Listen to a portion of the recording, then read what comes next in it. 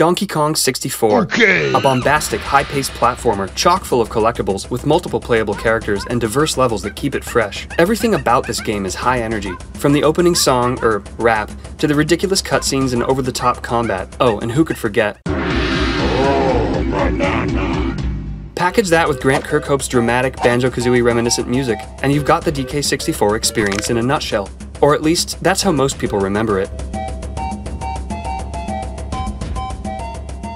There is an island off the coast that's accessible as soon as you leave DK Isle. If you've played this game, you know the one I'm talking about. Big yellow head with a banana peel and wings, aptly named Banana Fairy Island. Swimming ashore, it immediately feels like something's changed. You're met with the sound of seagulls and a distant ocean breeze beneath this magical music box lullaby. Turning back to view DK Isle and King K Ruel's mobile ship island cannon thing, I always felt as if I had stepped out of the conflict and into neutral territory.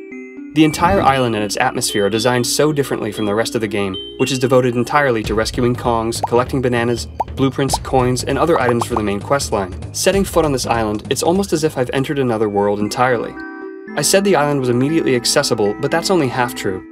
You can swim to it upon first encounter, but the opening is too small for DK to fit through, and it's not until you've unlocked Tiny Kong and drank the shrink potion that you can explore the inside.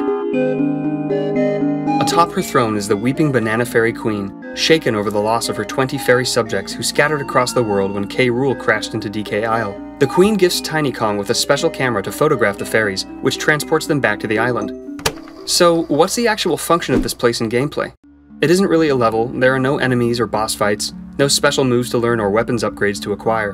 In DK64, there are 5 Kongs, 8 levels, and each Kong can get 5 golden bananas per level, bringing the game total of golden bananas to an even 200. That is, if it weren't for this one, the 201st golden banana on our island of interest. This is a golden bonus banana, much bigger than the rest, with a Rareware logo emblazoned on the side. It doesn't unlock anything special, and it's not necessary to beat the game.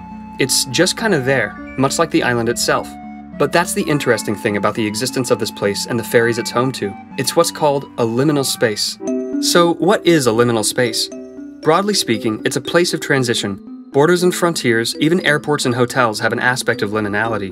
They are spots that you can never go home to and exist outside of 2 or more definite ultimate locations. Liminal spaces are characterized by an aspect of ambiguity, of disorientation. They are the thresholds a character crosses on a journey, marked by a noticeable change in atmosphere.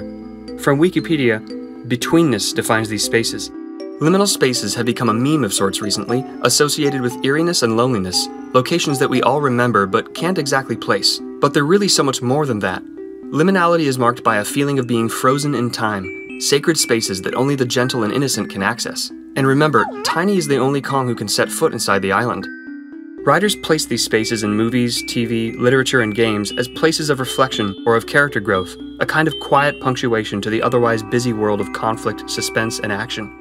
The existence of the island and the fairies gestures back to a time before the main conflict of the game broke out, an idyllic time when the world was at peace and nature had a sense of balance, when innocent creatures could roam freely undisturbed.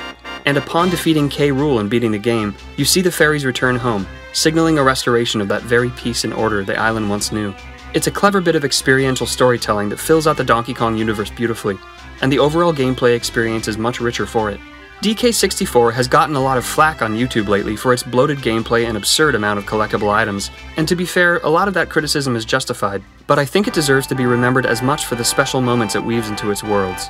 After all, it's the odd little things like these that we end up remembering most fondly after all these years.